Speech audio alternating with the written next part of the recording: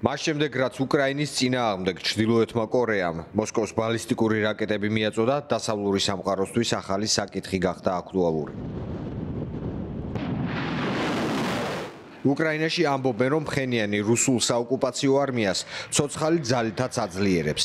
გამოცემა პოლიტიკო წერს, რომ ჩრდილოეთ კორეიდან რუსული არმიის შესავსებად 10,000 სამხედრო გაგზავნეს. უკრაინის წინააღმდეგ ჩრდილოეთ კორეის საომარ მოქმედებებში მონაწილეობაზე ისაუბრა უკრაინის პრეზიდენტმაც.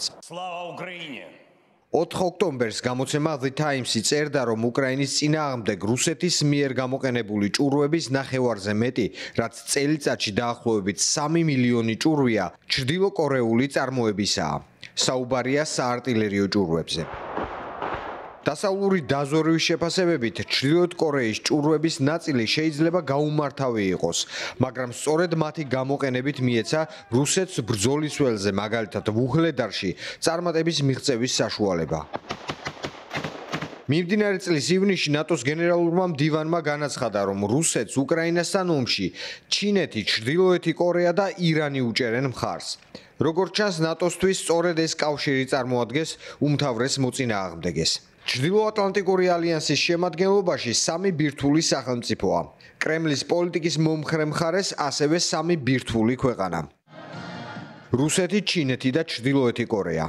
ბირთვული იარაღის გაუქმების საერთაშორისო კამპანიის მონაცემებით, რუსეთის შეიარაღებაში 5899 ბირთვული ქობინია. ამავე წყაროს მონაცემებით, რაოდენობით მეორე ადგილზეა ამერიკის შეერთებული შტატები. ჩრდილოეთ კორეას ყველაზე ნაკლები 30 ბირთვული ქობინი გააჩნია. ბირთვული სახელმწიფოების პირველ სამეულში შედის ჩინეთი. რა ძალა აქვს ჩრდილოეთ კორეის არმიას? დასავლური კვლევითი ორგანიზაციების ინფორმაციით, მხენიანის არმია 10 რეგულარულ, 2 მექანიზებულ, 1 ჯავშანსატანკო კორპუსთან ერთად 4 მექანიზებული და 1 საარტილერიო დივიზიაა. სახმელეთო ძალებში კი ჯამში დაახლოებით მილიონი აქტიური სამხედრო მოსამსახურეა. ამას ემატება დაახლოებით 150,000 რეზერვისტი. მნიშვნელოვან ძალას წარმოადგენს ჩრდილოეთ კორეის სტრატეგიული შესაძლებლობები. პერიოდულად მხენიანი ბირთვულ სწავლებებსაც მართავს და დასავლეთის ბალისტიკური საშუალებებით შანტაჟირებას ცდილობს. სწორედ ბირთვული არსენალია ჩრდილოეთ კორეისთვის ის ძალა, რომელიც გასათვალისწინებელია დასავლური სამყაროსთვის.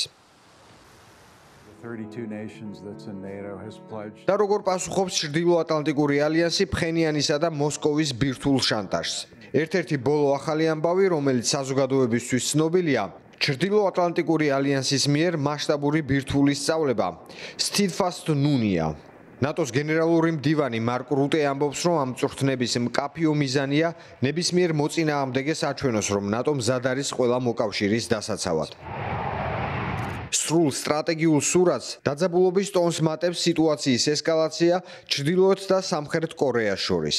მხენიანმა ჯერ სეულთან დამაკავშირებელი გზები ააფეთქა, შემდეგ კი სახელმწიფო მედიაში გავრცელდა ცნობები, რომ თითქმის 1,5 მილიონი ახალწვეული მიიღეს შეიარაღებულ ძალებში და მზად არის სამხრეთ კორეის გასანადგურებლად.